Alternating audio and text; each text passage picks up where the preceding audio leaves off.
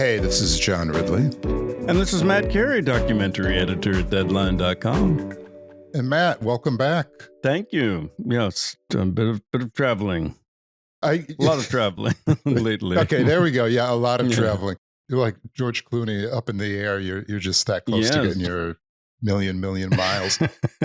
You were most recently at the Miami Film Festival, which I think I may have been to the Miami Film Festival once, long time ago. How was it? How was Miami? It was wonderful to be there. I've only been to Miami. Well, this is my second time, so it's not like I am deeply familiar with it, but it was wonderful to be there. My first time at the Miami Film Festival, which has been around for more than 4 decades. So they have both narrative fiction and nonfiction there, and it was great to spend time at the festival. They gave an Impact Award to Roger Ross Williams, so I got to speak with him there, and also Andi Timoner. They had a retrospective of her work showing 4 of her films. Andi is from Miami, as is her brother David Timoner. They were both there. Their sister Rachel, who's a rabbi in New York, she's the subject of one of Andi's new films. She has more than one. She actually was away, but Andi's mother was there. It was a family affair. Wonderful to see them there. So I really enjoyed it. Yeah, it sounds wonderful. It really does. I know I was in Miami, and I know I was there for a film festival.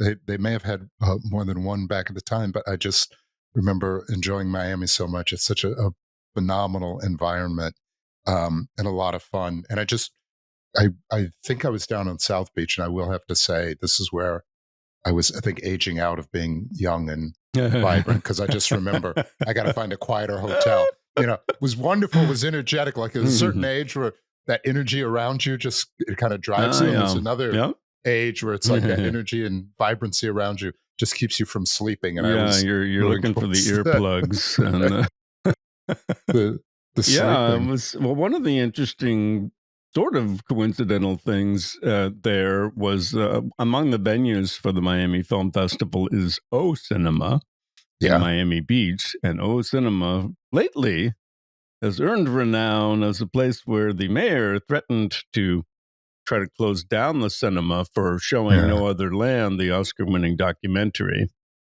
And as we had talked about in previous episodes, the O Cinema happens to be on city-owned property, so the mayor had a bit of leverage there. Ultimately, he and the city commissioners backed down.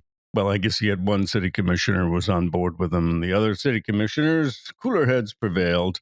But it was actually wonderful to see that cinema. It's a fantastic cinema. It's small, very intimate, but it's clearly, looks like a really great asset to the community to me.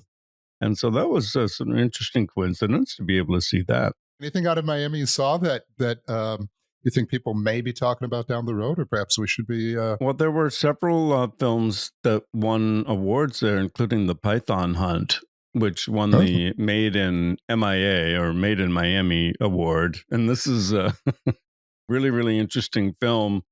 I likened it in something I wrote to The Purge, where I wasn't aware of this. I was aware that pythons are an invasive species in the Everglades. They're non-native, and they've really taken over. What I wasn't aware of is that the government, state of Florida, has a 10-day window where open season on pythons, and people can head out there and go after some pythons. And there's some really colorful, interesting characters who take up the state on that offer and head out there. So that won an award at the festival. Selena y los Dinos won the audience award. And this is a film I had covered at Sundance. It's about the late Selena Quintanilla and her family. And their band was called Selena y los Dinos. The Librarians was a second runner-up for the audience award. That's a wonderful film by Kim Snyder that I also had a chance to see at Sundance.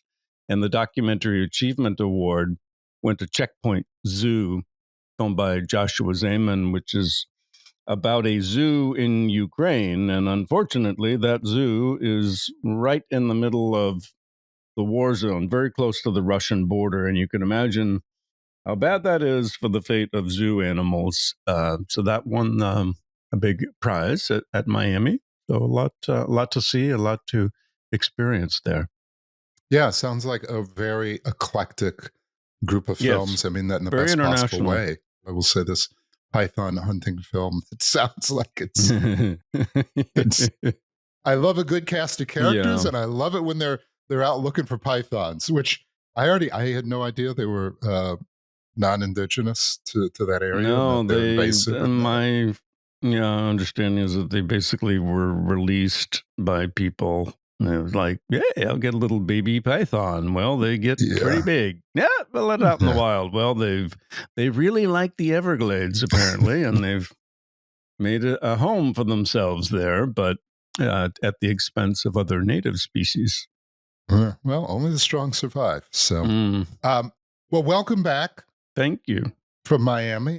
I say this all the time. You and I don't think we ever have a film or a docuseries on that we don't really love, one or the other of us, and oftentimes both of us. We have the opportunity to talk about such amazing films. I think this year there's still some things like Seeds we haven't had the chance to talk about. Really look forward to having that on the show. This week, though, man, we got a film. I can't hold back. I just got to be honest. I enjoyed it so much. It's tough. Some of the subject matter is tough, but I just thought it was so well done and so smart and so revealing. This is a documentary. It's called Art for Everybody, and it's about the painter Thomas Kinkade, who was very popular in the late 80s, early to mid 90s. I say the name Thomas Kinkade. There are going to be a lot of people out there like me, and I work around art. I consider myself someone who enjoys art. Never heard of Thomas Kinkade. Never. Other people out there, I say that name Thomas Kinkade, and they're like, oh, I own 8 or 10 or 12 or 15 of his work. Thomas Kinkade was a painter who found a niche that was not a niche. It became a movement. And Art for Everybody is the story of Thomas Kinkade as a person. It's the story of an artist, Thomas Kinkade, a fine art painter. It's the story of an artist who found a way to express himself in a way that was popular like no other artist, literally. I mean, think of the biggest artists, whether it's Van Gogh, whether it's Basquiat, whether it's Warhol.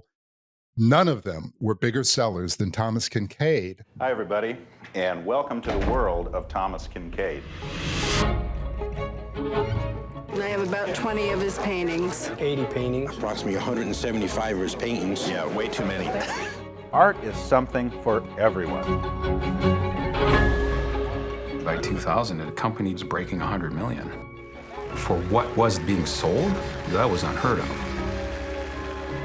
250, 10,000, 250, 10,500. People were buying not just a painting, they were buying a piece of Thomas Kinkade. But it's also unfortunately a really cautionary tale of artist as artist that we've heard many times before, but very unique. And I would say unique because it's so incredibly personal and does such a phenomenal job of bringing in Mr. Kinkade's family and talking about how the entirety of his life, it was neither what his fans thought it was, what his detractors, and there were many art critics in the art world who refused to even acknowledge his style. But his family really talks about him as a person, as a 360 individual, as everyone is. They're neither either one thing or the other. And it's a really beautiful, beautiful film. The film was directed by Miranda Yousef. So, Matt, without further ado, and that's a lot of ado, but once we start this conversation, we kind of just get into it. So really wanted to set it up. But here's our conversation with the director of the documentary feature Art for Everybody.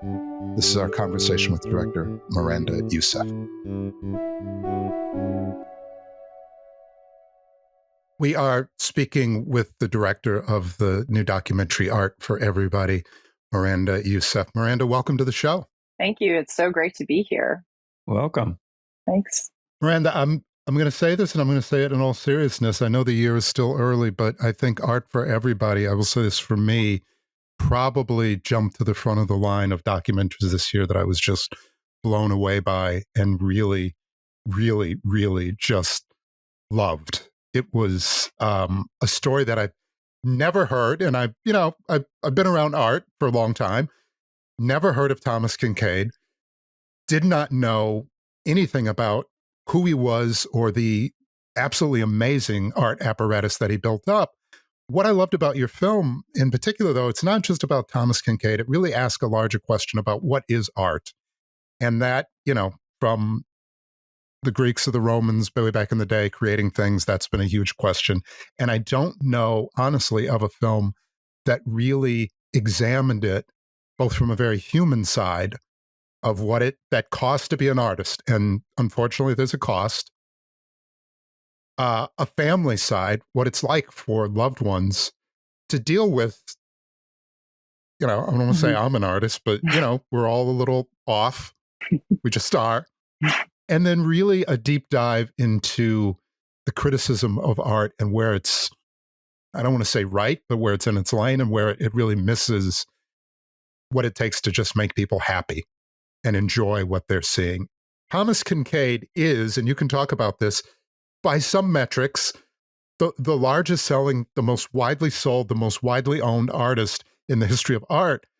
But somebody like me, and again, he was big sort of in the 90s and the early 2000s, never heard of him. How did you hear about this story? How did you get into it? And what was initially, what did you want to accomplish in telling Thomas Kinkade's story? Well, first of all, I just have to peel myself off the floor after all of that praise. Like, thank you so much. And Earned. Thank you. It's an interesting story. So I was aware of Thomas Kinkade when I was younger, and the mall stores. I grew up in Massachusetts, and there were two prominent Thomas Kinkade gallery stores in shopping areas that were like well trafficked. One of them in the film is Newbury Street, which is brought up by Susan Orlean. So I was aware of him. He was in the ether. And then, as the years passed, but like he wasn't a big part of my life. As the years passed, I sort of clocked the business troubles, which we talk about in the film. That was in the mid-aughts, and then when he passed in 2012, and I was aware of that as well. But really, this film is a pandemic baby of myself and my producing partner, Tim Rummel. We had been looking for a film to work on together for some time. And during the pandemic, we were hanging out with a friend of ours, the conceptual artist, David Horvitz. And David just said, I hear that there may be something interesting in the story of Thomas Kinkade. And, based on my familiarity with the painter of light persona and those works, my initial reaction was like, no, there's not. But then Tim went and he followed up with the estate, and they said, well, why, yes, we have, not only do we have, hundreds of hours of cassette tapes that he started recording when he was 16 in 1974, and hundreds of thousands of photographs and tens of thousands of home video and thousands of artworks. We have this vault. And at that moment, the lights kind of went on, and we were all like, okay, there's something really interesting going on here. So yeah, that's how we started. His life as an artist does start with a recording when he's about 16. And he talks about, there's part of me who wants to be, I believe he says Van Gogh. Yes. Who's, one of the most renowned artists, but I believe died poor, was not famous in his lifetime. Again, story of the artist. And Thomas is saying, I want to be a rich artist. I want to feed my family. I want to do these things. So talk about, you mentioned he's known as the artist of light, and even that, it's a bit controversial in your film, but talk about a young man going from how do I become an artist to his journey, at least in terms of how this brand that he became and what that brand was. So people understand that. And then we'll get into, sort of the machinations of the story. Great question. We were really delighted to uncover these recordings because Thomas was, again, he was only 16. and he's laying out his feelings about being an artist and his ambitions. So this is like a documentarian's dream. That tension that he describes in like, I want to be like Van Gogh because I want to be great, but I don't want to be like Van Gogh because I don't want to starve. That's the tension that artists in all fields are constantly struggling with and have always struggled with, commercial success versus canonic greatness. So, but for me, in exploring the personal side of Thomas Kinkade and exploring his backstory and his life, I came to the conclusion that this was a person who had two really big holes in his heart that basically dictated the path of his life and his career. He really grew up in very dire poverty. And so one of those holes and one of those needs was for financial stability. And then the other thing that we do allude to in the film as well is that his father was absent. And when he was present, he was a troubling presence. And so I think the other need that Thomas had was just to be loved, right? So he has these two driving needs that I think you just can follow down the entire trajectory of his life and of the career choices that he made. So, and the fact that he articulates this using Van Gogh was just sort of a diamond, that we found that we're like, this is it. You in your ideal filmmaking world, you want your first scene to be able to set out a major theme, if not the major theme. And so that was like, okay, we got it. I mean this very sincerely. Your film really breaks down, I think, like you said, the fear of the artists and the holes that artists often have that they try to fill with their art, and the burden of genius and things like that. I'm curious for you, because I do think the film does it so well. Did you have a fascination with artists or artistry or the dark parts of art? And there are discussions in the film about modern art, in particular during the beginnings of the AIDS crisis, where a lot of it dealt with pain and loss and suffering. What was your connection with art before you came into this documentary? Yeah, I mean, I have always been somebody who loved going to museums and, I really kind of absorbed a lot of visual art. I don't consider myself the most educated person, but about art in particular, and it's certainly contemporary art. But I do have through my life have engaged, very emotionally and personally with, a whole slew of artworks. And so, I and I kind of, I guess, really aspired to be an artist when I was younger. So do you feel like are you arriving to that space? Do you still feel like an artist or more a storyteller and not have to burden yourself with the craziness of artistry? Well, I mean, I feel like I am approaching it. I've just recently been starting to feel comfortable with calling myself an artist. But it sort of goes back to that question that you were bringing up before, like what is art and who gets to decide? And I think the sort of an ancillary question is like, what is art for and who is art for? And it actually touches on one of our big themes for the film, which, for me, underneath everything, the sort of deep theme was that denying yourself full self-expression will destroy you. So that kind of goes at that question, what is art for? Is it for the artist to fully express him or herself? Is it to connect with an audience? I mean, I think it's both of those things, but there's many things that art can be for, and there's clearly a primal human drive to create art.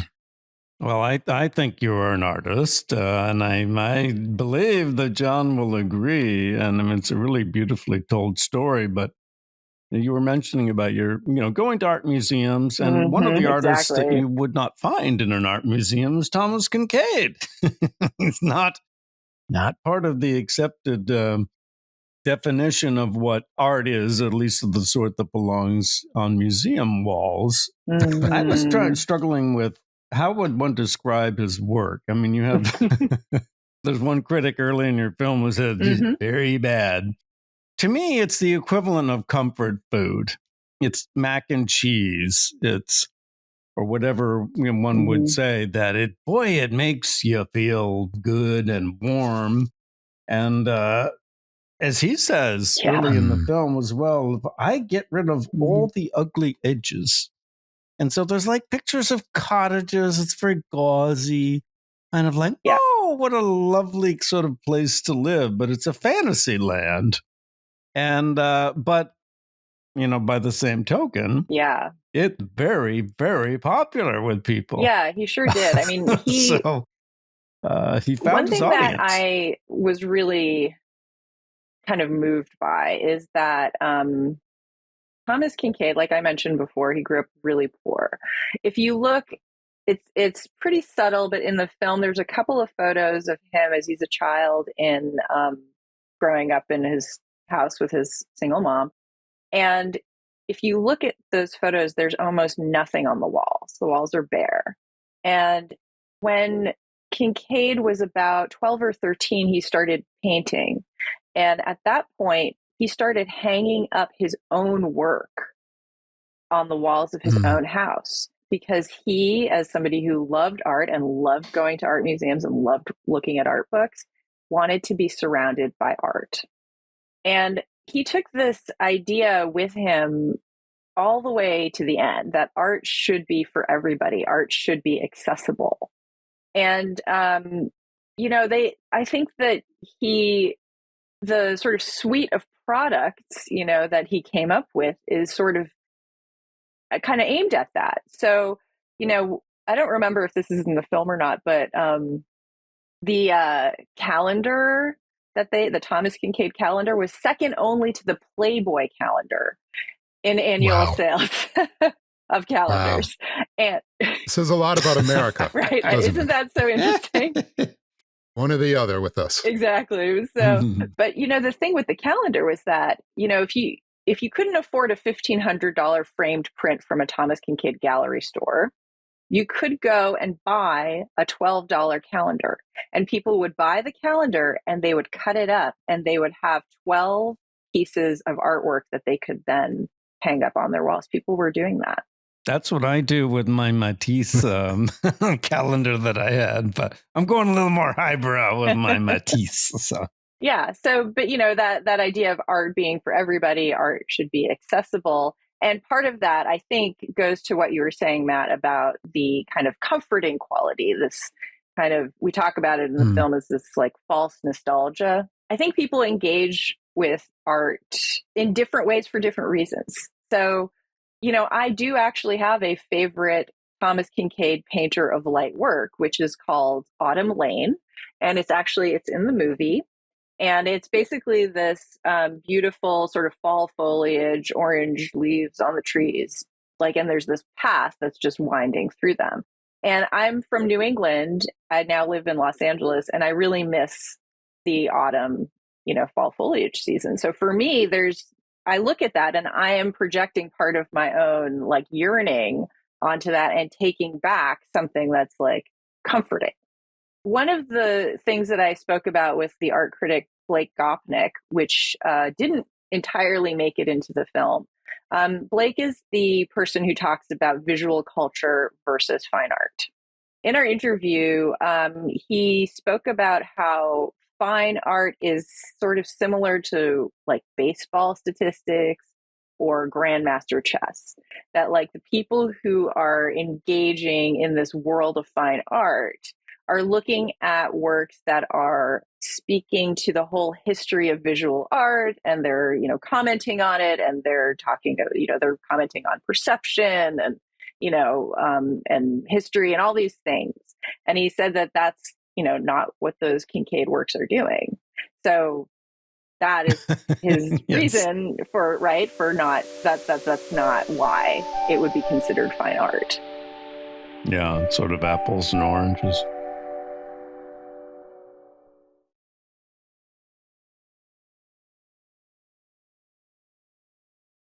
one of the things with Thomas Kinkade, and it becomes very central to the story, is that when he was a younger man, I believe he was at Berkeley initially in an art Yes. school there, Yep. and had, and do not want to be at all flippant about this, dealt with some mental health issues. Yeah. And certainly if there's anybody out there dealing with mental health issues, we hope that you do what you need to get the help that you need. He went through that, and then he had another conversion that happened while he was painting, and that became very central to his life and to his work. Just talk about that and that conversion for a moment. Yeah, I mean, I think that this is the first time, like in our film, is the first time that it's being put out there that Thomas Kinkade basically had a mental breakdown when he was an undergraduate at Berkeley. Not long after that, as we explained, he moved to Art Center in Pasadena. And somewhere during that time, he had a sort of a born again experience. And somewhere between 1980 and 82, he was baptized and born again. He had actually grown up in a Christian household. And so he had that, background from when he was a child, but then he sort of went away from it, I think, when he was a teenager and then in his early 20s. And then I think that he really was shaken probably by that episode. And, the certainty of religion was really something that he could cling on to. And he really was a person who went all in on whatever it was that he was doing. So he went all in on being an evangelical Christian. And so I think that he really was clinging to it on a personal level, but he also, I think, found that people were kind of interested in his art. So around the same time, he had been painting these large format Western paintings. This was in the early 80s. This was like a big thing. He was painting these huge landscapes. They were very influenced by the Hudson River School of Art, which was a 19th century art movement that really kind of showed like the sort of the manifest destiny, like God is giving this country to white people, and we're going to like sort of slowly edge the Native Americans kind of off the canvas. He was very heavily influenced that. And so he's painting these huge paintings. And he was selling them through a gallery. And at some point, he painted a cottage, and the cottages just kind of started to get really popular. And so he sort of pivoted what he was doing because that's where the success was. And I think that he was probably, very present in his church community, and that was how some awareness in the evangelical community was starting to really build. And that became a big part of his brand then. Yeah. Yes. Literally, he trademarked, I believe, Painter of Light. He did. And a lot of the light that he was talking about was, and by the way, you mentioned another artist, and forgive me, I don't remember their name, but somebody was like known as the Painter of Light. Yeah. Turner. Turner. Right.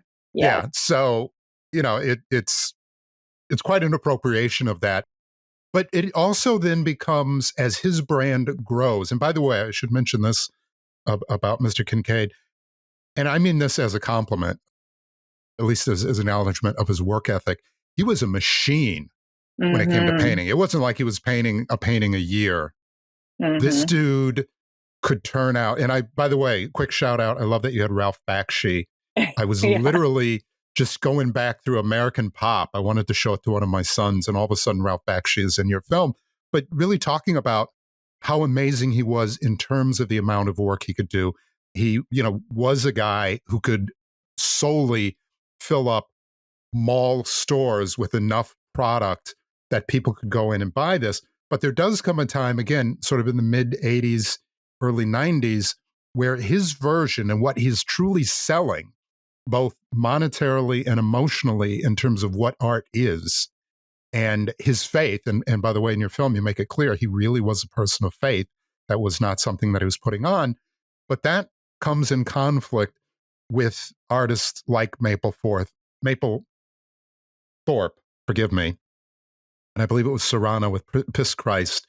And that artists who are pushing back against concepts of divinity and symbolism and what that meant. Talk about in your film that stress point and how, maybe used it is the wrong word, but how that was able to further Mr. Kincaid's profile as he became a culture activist. I'm not going to go culture warrior on him, but certainly a culture activist.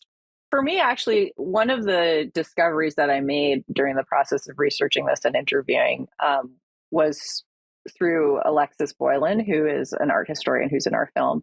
And she says very clearly that he was the person who actually picked a fight with the fine art establishment. Yeah. Now, I had sort of heard the narrative that Kinkade had put out during his lifetime, which was, oh, they hate me. The art establishment can't stand me. But what we found, and we present in the film is actually they just weren't really aware of him.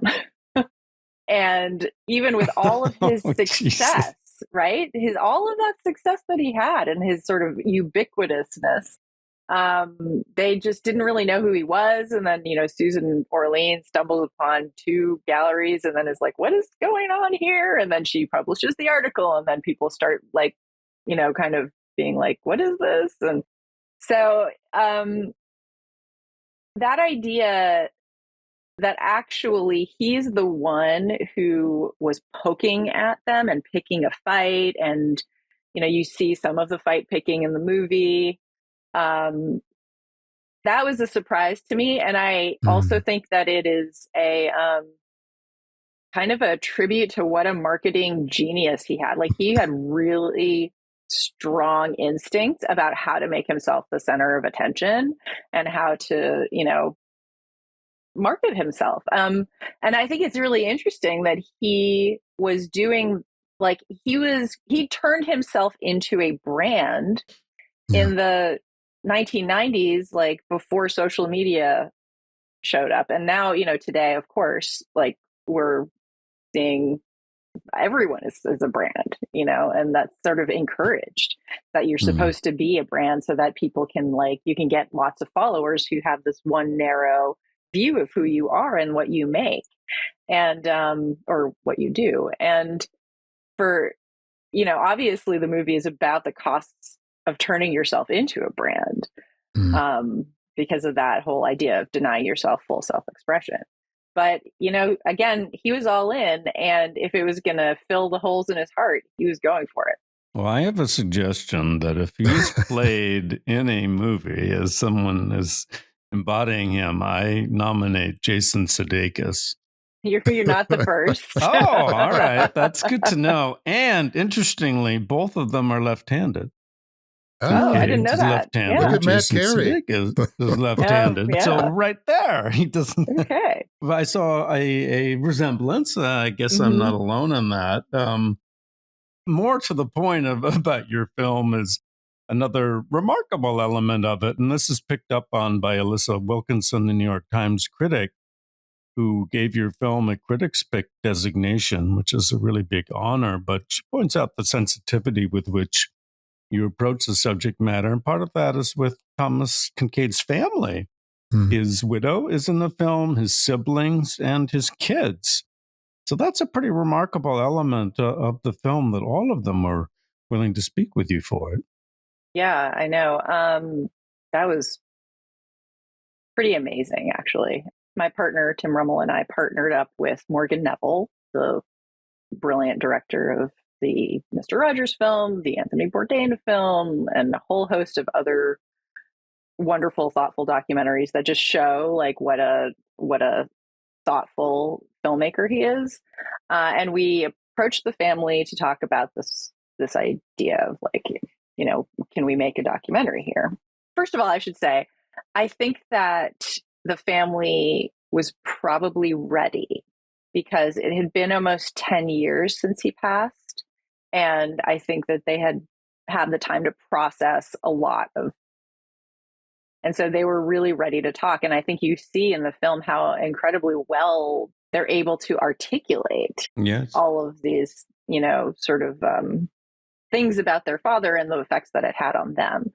So that I think was probably the main thing, was that they were ready. But then, when we were speaking to them about it, I just said, I don't want to make a puff piece. I also don't want to make a hatchet job. Neither of those things is interesting to me. Like, I feel like his fans had this two-dimensional view of him, and his critics had a totally different two-dimensional view of him. And there's a three-dimensional person in there somewhere, and that's what I want to find. They were like on board with this. And, during the process of making the film, I kind of like secretly think of it as a film about women, actually. Interesting.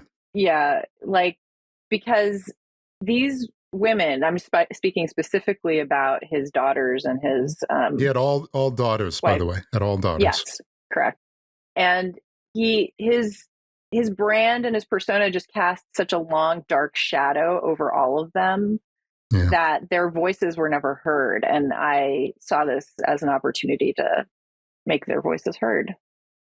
The film is, I think, the consummate film about art and artists. And as I mentioned, there is a moment where Thomas is standing in front of fans and talking about both the Mapplethorpe type art and about who he is, and says, literally promises his fans, I will never, I'm not going to be Basquiat. That ain't going to happen to me. He doesn't say Mishima, but again, those are the people I think of who really, were brilliant but flamed out. And yet his life led him down that path. Can you talk about that, what we've talked around a little bit, and how it affected his daughters, and not just even the most negative part, but the business aspect of it was a lot of what really hurt them, and having to watch, or one of the daughters says, how many times can you listen to people tell you that your dad is a genius? At some point you go, yeah, he's a genius. And again, I'm just saying this because your film is seared in my brain, like as a transcript, but literally says, what about me? I'm a person too. I have a life too. I know. I love that. Just talk about his dark side and talk about how it affected his family. And I would say his dark sides and how it affected his family. The impression that I had was that the stresses of the business really started to squash him, and it was like being in a pressure cooker. But at the same time, he chose this. He, like we talked about the two holes in his heart earlier, like he was really, really driven to do this. There's a point, one of his business associates and his wife are saying, like, why don't we just stop? Like, do a licensing business. It's not going to be as huge, but it'll be doable. And ultimately he couldn't do it. I mean, he had constructed this gilded cage where, hundreds of thousands of people loved him, and the business at its peak was making over $100 million a year. Insane. Which is really surprising. 1990, $100 million, right? Yeah, right, exactly. He just couldn't let go of the love and the financial success. And like Icarus, he kept flying, and then his wings melted.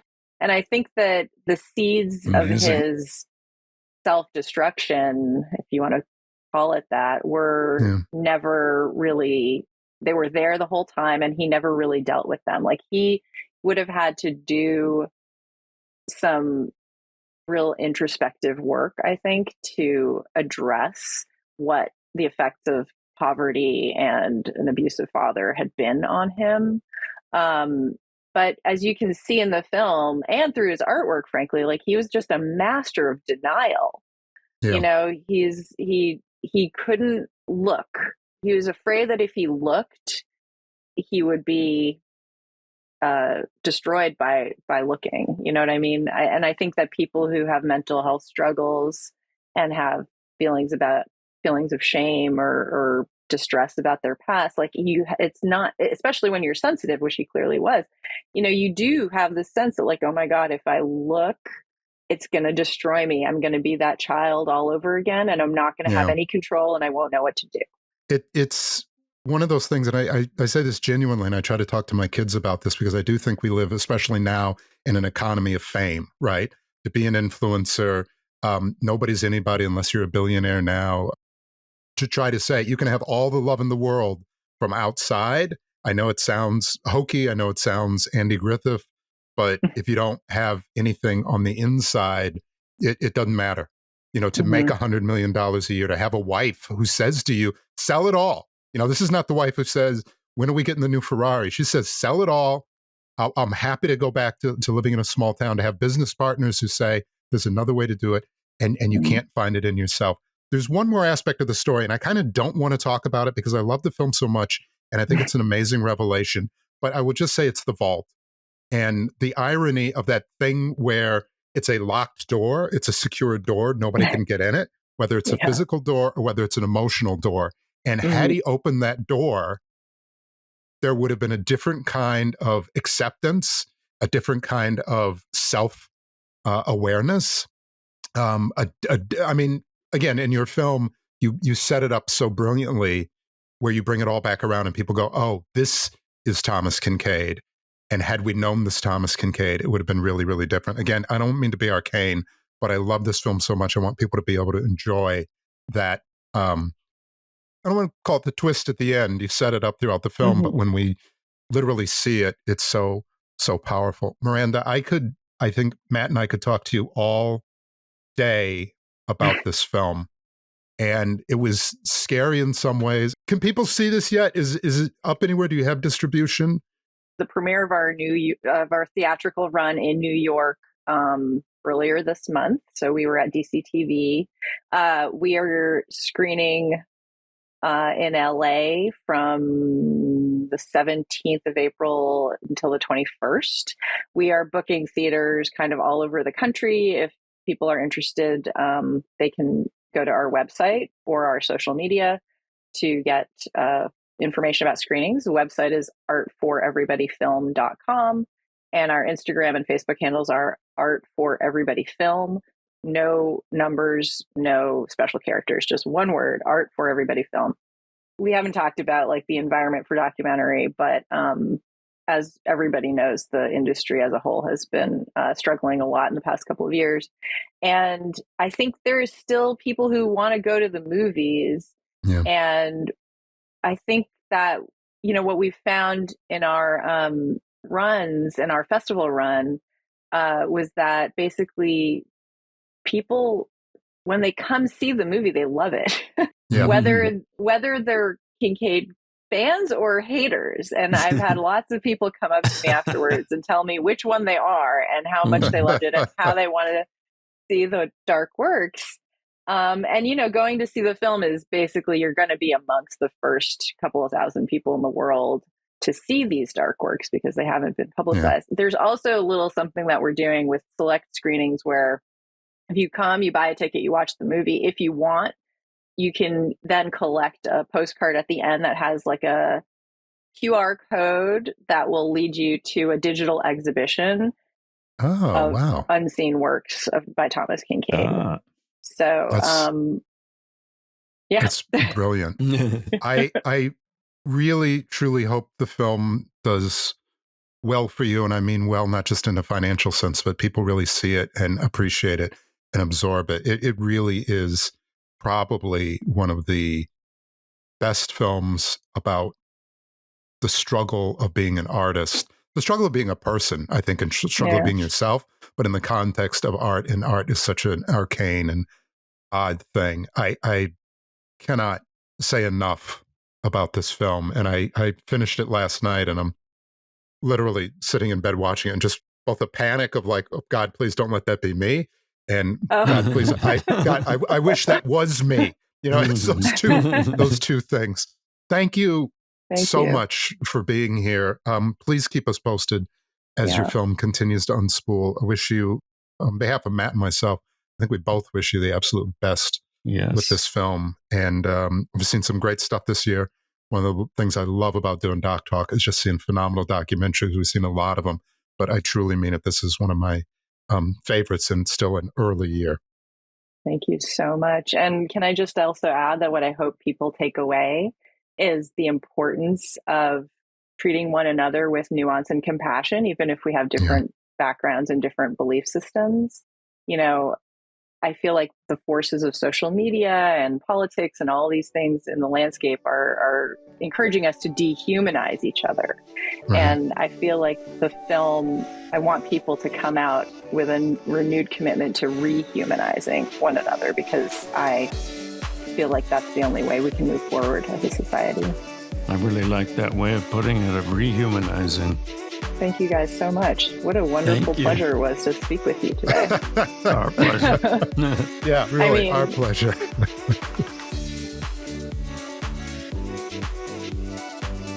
Well, it was so fascinating to speak with Miranda Yousef and find out about so much more about the production. One interesting thing, as well as we discussed in the interview, the family members of Thomas Kinkade are in the film.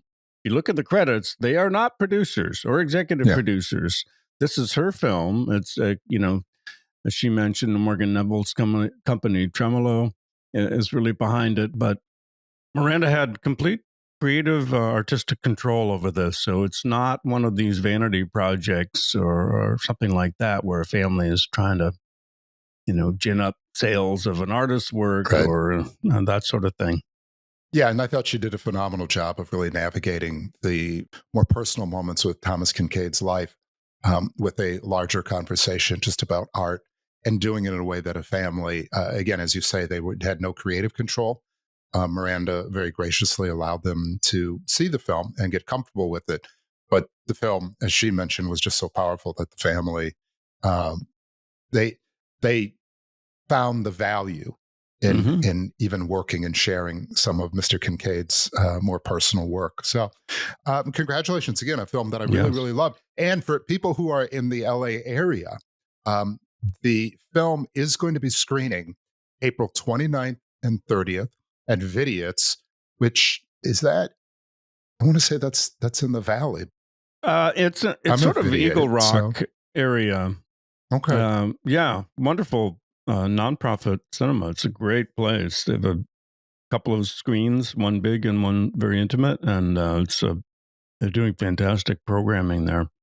Yeah, well, if they've got art for everybody, I would say they're doing really wonderful programming. Again, I know we're only in mid-April, but this is, for me personally, I certainly have not seen the volume of films you've seen, Matt. There's a lot still out there, but really, really enjoyed this film. Can't say enough about it. Can't say enough about Miranda's work. And hoping that there are some platformers or distributors out there who may see the value as well and get it out in front of folks. It's well-deserved. Yes, it's certainly very well reviewed. It's really been embraced, I think, by critics. And we have some news, some acquisition news about a couple of films that premiered at Sundance. So this is always a happy occasion when we can report on films being picked up, a couple that are likely to be part of the awards conversation as the year progresses. And one of those is Come See Me in the Good Light, directed by Ryan White, who's a young talent, but someone who's already at a young age done a lot of work, highly respected. And Apple has picked up the rights to that film. So that's really excellent news. And then we also just learned that Kino Lorber has acquired U.S. distribution rights to the documentary Marlee Matlin, Not Alone Anymore, which, of course, is about the Oscar-winning actress, Marlee Matlin. It is directed by Shoshana Stern, who is also an actress, and like Marlee, is both of them are deaf. So it's really a unique film that's told very much from the perspective of a deaf person, about a deaf person. It's really a fantastic film. I was fortunate to speak with them both at Sundance. So great news. Kino Lorber is coming off an Oscar nomination for soundtrack to a coup d'etat. So that's very good news for Shoshana Stern and Marlee Matlin. Yeah, well, congratulations to both films. It's tough. It's like you say, we review so many films, and then every once in a while we get to announce these acquisitions. But every time we do get to announce an acquisition or just talk about a film that we saw that's getting wider distribution or distribution at all, it doesn't equal the volume that don't. but it does give hope, and it's just a really, really good thing. And it's just, it's for people who love documentaries, anyone that is out there and gets wider distribution is just good news in general. So terrific. Yes, and it seems like it's picked up a little bit. Greenwich Entertainment has acquired North American rights to documentary about Simple Minds, the Scottish band. So, yeah, just lately in the last week or two, there definitely been some more acquisitions. So that's positive. Yeah, it's all really, really good.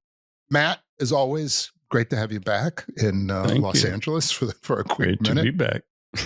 We got a lot coming up, and we have some interesting shows that we're going to be doing, and a few notable people who may be joining us on the show as well. Yes. So we got our work cut out for us, but I'm looking forward to it. Yeah, absolutely. Thank you, as always, for being here, Matt. A pleasure to be with you. Well, certainly coming up at some point, we're going to be talking with Amir Questlove Thompson about Sly Lives, his documentary about Sly Stone. So that's coming up pretty soon. We'll have some Emmy contenders. Stanley Tucci going to be joining us. So we've got some exciting things. Yeah, you're name dropping, man. You're name dropping. Yes, those are major names. That's how we know we're getting close to award season, where we can start dropping major names. That is true. Who are coming by. We love to have them, and we love everybody coming by the show. So, as always, like I said, Matt, great to have you here. Great to be with you, and I look forward to speaking with you again next week on Doc Talk.